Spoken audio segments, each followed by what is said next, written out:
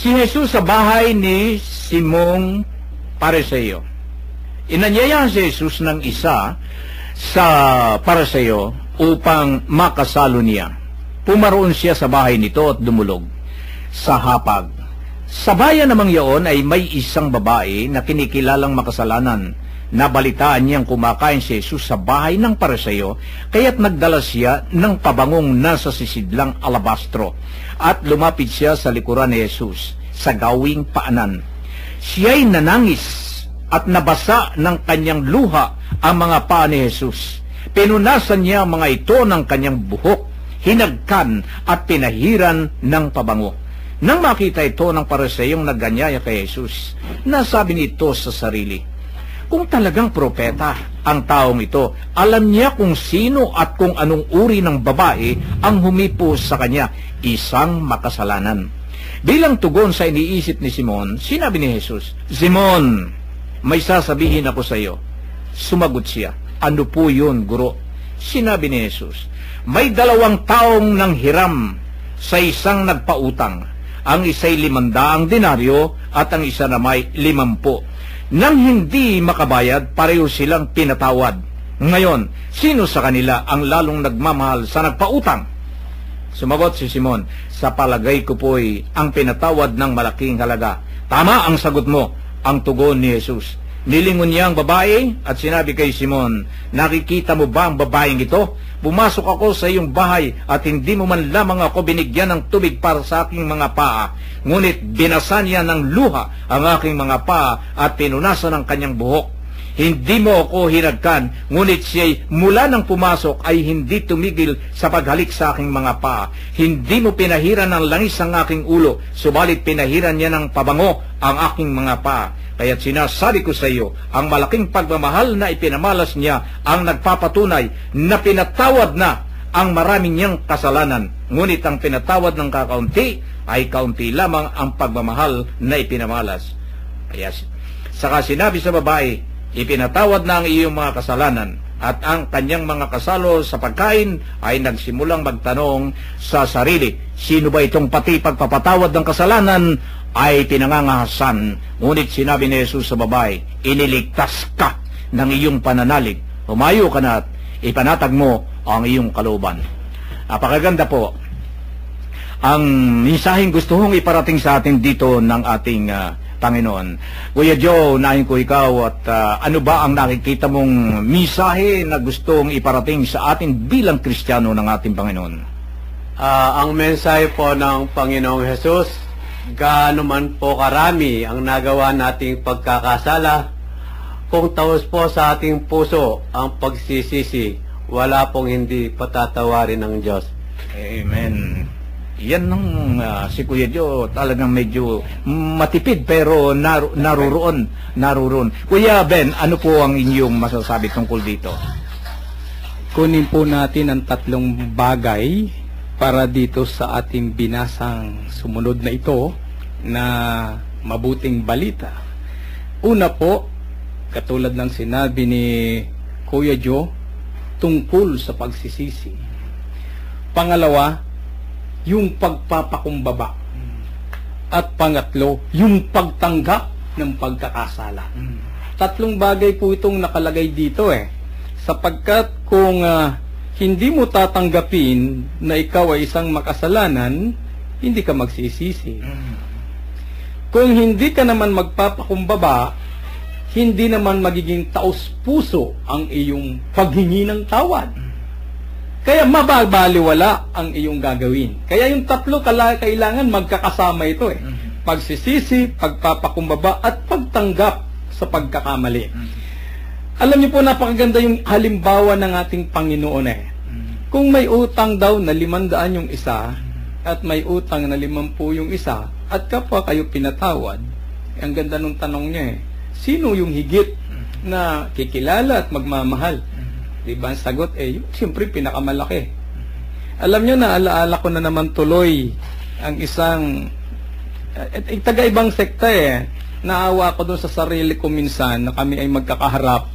Abay, ang daming pinagsasasabi sa akin. Sabi nila, kayong mga Katoliko, samba kayo ng samba ng ganito, pati yung mga santo-santo, siyempre nagtatanggol tayo, sabi ko, hindi naman kami nagsasamba sa ano yan, sa larawan. Ang dami sinabi sa akin eh.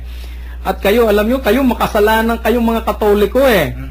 Kaya itong bansa natin daw naghihirap dahil sa mga kasalanan ng mga Kristiyanong Katoliko dito sa ating bansa.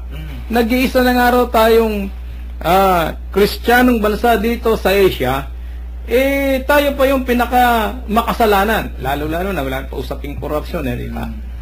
At tinitera niya yung Katoliko. Hindi ko na po sabihin kung ano yung sekta kasi nakakaya naman. Baka sabihin kung may nakikinig, baka sabihin nila sa akin masyado naman tayong mga Katoliko kung balat sibuyas. At ano pa, maraming sasabihin sila sa atin. Pero alam po ninyo, marahil nagkaroon naman ako na kami isa, natayo rin naman tayo, natipikon, ano? Para bang gusto niya sabihin tayo masyadong makasalanan. Tinanong ko po siya nung huli. Sabi ko, alam mo Brad, kaya ako natutuwa at masaya sapagkat si Jesus nasa Katoliko Ang Diyos, si Jesus nasa Katoliko. Abay, nagulat sa akin. Makasalanan niya. Ang sasabihin ko sa iyo isa lang, ako, Brad, alam mo kung bakit? Ano ang sabi ng ating Panginoon? Naparito ako para sa mga makasalanan. Kung sinasabi mo makasalanan kaming Katoliko, hindi nasa amin si Kristo, wala sa inyo. Alam niyo po, hindi na ako inimikan mula noon. Kaya mga minamahal kong mga kapatid, kung magkaminsan, marami sa ating ibang mga kapwa natin Kristiyano, na kung banatan tayo sa ating pananampalataya, ay sobra-sobra, Kuya Bert, Kuya Men Akala mo, Kuya Joe, tayo yung pinaka, pananampalataya natin napakaliit, lahat nasasabi nila dahil nga sa ating sistema ng doktrina na hindi naman nila pinag-aralan. Kasi marami sa ating mga Katoliko, paglipat, hahambing yung pagiging Katoliko nila ng araw na mas nadama raw nila yung nilipatan nila. Pero hindi naman nila pinag-aralan. Hindi nila pinag-aralan ang pagiging Katoliko. Yan ang malaking problema. Pero inihahambing nila yung naramdaman nila. Mga minamahal kong mga mananampalataya, mga kasama, kapwa Kristiyano, please, bago kayo tatawid, bago kayo maghahambing ng anumang bagay, tingnan at pag-aralan ang inyong munang lalim ng inyong pananampalataya. Sapagkat kapag hindi po ninyo pinag-aralan muna bago kayo lumipat, hindi tama. Kaya, itong sinasabi nito, mapalad tayo kung tayo yung makasalanan sapagkat tingnan nyo, sabi nga ni Jesus mas maswerte yung 500, yung napakarami yung pinatawad sa kanya kaysa dun sa, ang mahalaga, may proseso tayong mga Kristiyano.